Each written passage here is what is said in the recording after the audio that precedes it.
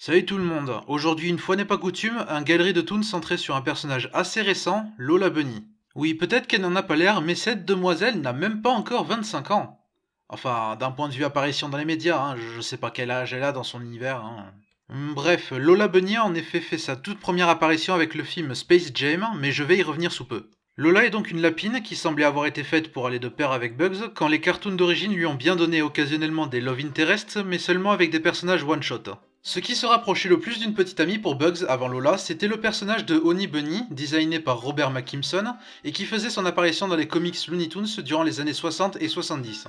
Bien que c'était à caractère variable à vrai dire, un prototype de ce personnage, qui a déjà l'air d'être un prototype en lui-même, est apparu en 1953 et était désigné non pas comme la petite amie de Bugs mais sa cousine. Traduisez, celle qui fut jadis la cousine de Bugs est devenue au fil du temps et des refontes sa petite amie. Nous épouserons nos cousines.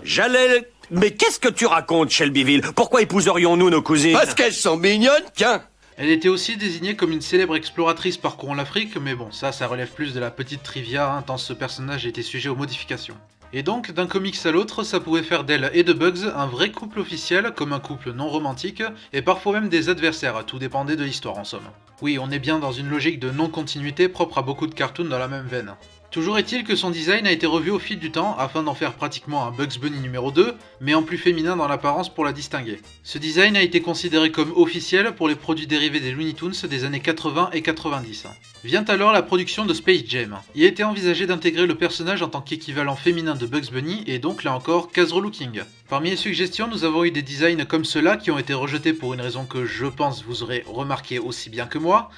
C'est totalement Bugs déguisé en femme en fait. Donc on a encore retravaillé le personnage plusieurs fois, des fois ça a été rejeté parce que, histoire de ne pas cacher à quel point ce film est essentiellement commercial, McDonald's, qui devait vendre des jouets Happy Meal pour accompagner la sortie, trouvait que le personnage était trop jeune pour être en relation avec Bugs. Un coup c'était ça, ou c'était trop garçon manqué selon les sources, jusqu'à donc aboutir de fil en aiguille à la Lola Bunny de 1996 dans Space Jam.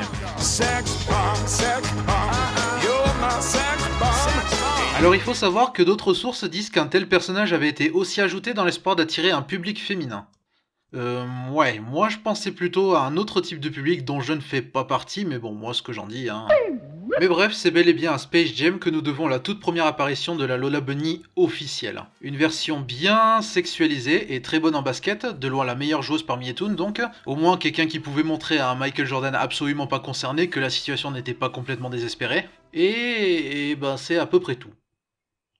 Sur ce, merci d'avoir regardé cette vidéo, j'espère qu'elle vous aura plu. Non, plus sérieusement, c'est un peu ça, oui, son personnage se résume à être une bombe à fatale et à aimer le basket. J'y sens une tentative de briser les stéréotypes, mais le paradoxe ici, c'est qu'ils le font de manière justement assez stéréotypée, et surtout avec un personnage autrement assez dénué de substance. C'est comme s'il n'y avait rien à retenir d'elle, donc, autre que elle est bonne, au basket, elle fait tourner toutes les têtes, même aux personnages qui ne sont pas des lapins, elle n'aime pas qu'on la voit que comme une poupée, même si c'est assez dur de faire autrement là, et c'est éventuellement la love interest de Bugs à la fin. Briser les stéréotypes est une bonne chose, mais je pense que dans ce cas-là, on s'est contenté de troquer des stéréotypes pour d'autres, et qu'on n'a pas su apporter de la substance ni de la nuance, et ça rappelle à quel point c'est un terrain très difficile à aborder. Sinon, je me souviens de l'introduction de ce personnage, dont la présentation, apparemment et de façon assez bizarre, se fait aussi bien pour le spectateur que pour les autres toons. Est-ce que l'un d'entre vous a déjà joué au basketball? Oui, moi. Donnez-moi une chance d'entrer dans l'équipe. Bonjour, je m'appelle Lola Bunny. Oh, Lola. Oui. Enchanté. Moi, je m'appelle Bugs. Oui, apparemment, ils ne l'ont jamais croisé auparavant. Écoutez, je sais pas comment ça marche par chez eux, Heureusement qu'elle ait voulu se manifester lorsqu'on avait besoin de quelqu'un de bon au basket, Bref, aussi plate soit cette version du personnage, elle est restée officielle pour plusieurs années, même si Lola ne se manifestera pas souvent non plus. On la croisera au détour de quelques jeux vidéo, ainsi qu'une poignée de caméos comme en tant que reporter dans Titi et le tour du monde en 80 chats. On verra également sa version bébé au milieu des autres dans Baby Looney Tunes, où elle conserve son aspect assez garçon manqué et fan de basket. Sinon, son parcours durant les années 2000 se fera, comme un retour aux origines, par les comics.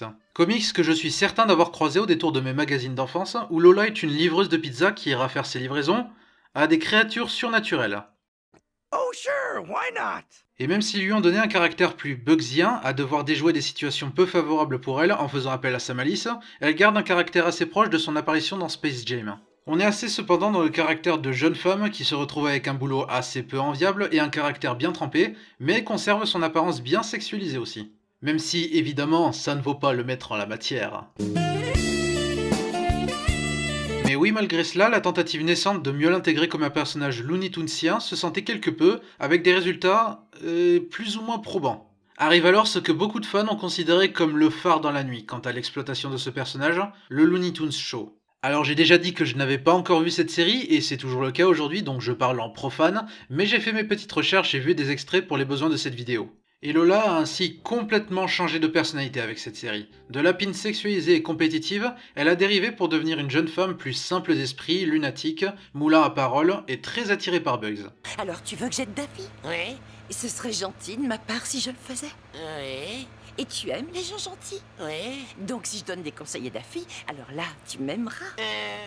C'est envisageable. Alors je vais le faire. C'est cool, merci. Oh, Quoi?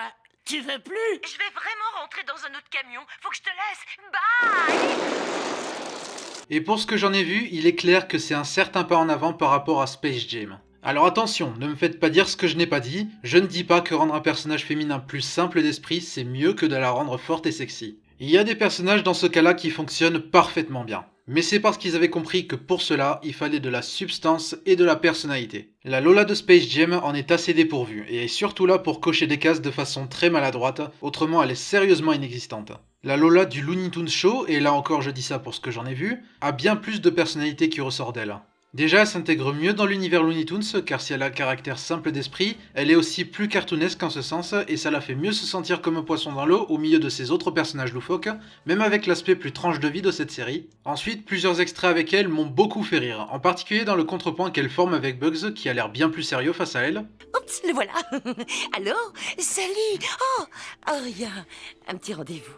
Avec un mec super mignon. Il est juste là, assis en face de moi. Il arrête pas de me regarder. Ah non, attends, là il baisse les yeux. Là il regarde ailleurs. Oh non, maintenant il me regarde. Là il faut que je te laisse, on se parle plus tard. Ok, bye. Une amie à toi? Non, faux numéro.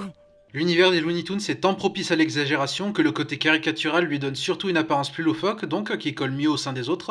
Enfin, elle me fait penser à une version lapine de Lenny Loud, et venant de moi, c'est un énorme compliment. J'y retrouve ce côté simple d'esprit mais cachant une certaine bonté dans certains extraits vus, ainsi qu'une capacité à sympathiser avec n'importe qui, et ça me fait plaisir. Au lieu de remplacer un stéréotype par un autre stéréotype, alors qu'ils avaient tenté de base de briser un stéréotype pour le remplacer par un autre stéréotype, ils ont remplacé un stéréotype par un personnage avec de la personnalité.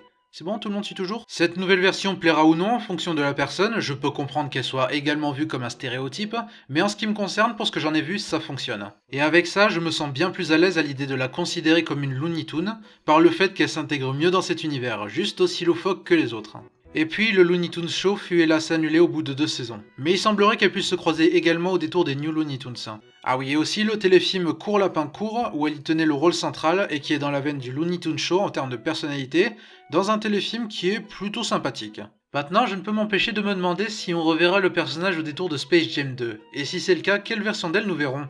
L'avenir nous le dira. En tous les cas, s'il y a bien un personnage qui peut prouver qu'il peut être amélioré au fil du temps et des revisites, c'est bien Lola Bunny. Encore une fois, en faire une femme forte était une bonne idée, mais tu sentais qu'elle était là juste pour ça et rien d'autre, et que son absence de substance l'empêchait d'être mémorable.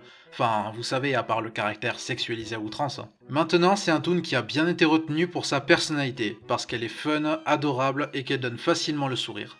Bref, avant de vous quitter, je voulais rajouter un dernier truc.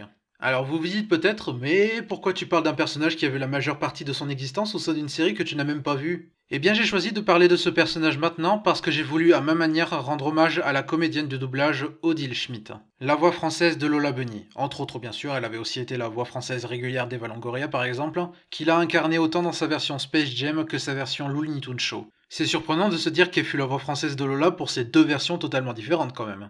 On pourrait faire un petit corps à corps, poupée. Je t'attends sur le terrain, Bugs. Je vais finir en prison. Je suis trop mignonne, je tiendrai pas longtemps. Ah non, non, je vais pousser de la fonte et devenir super musclée. Je prendrai une voix très grave et je deviendrai le boss. Elle nous a quittés en mars 2020 à seulement 59 ans, le même jour qu'Albert Uderzo, soit dit en passant, et un beau coup dur, surtout quand je me suis rendu compte que je l'avais entendu plus souvent que je ne le pensais. Parler de son personnage est un peu ma façon d'exprimer mon respect à cette comédienne et de lui souhaiter de reposer en paix. J'ai vraiment appris mon métier de comédienne avec le doublage. On ne peut plus jamais parler faux.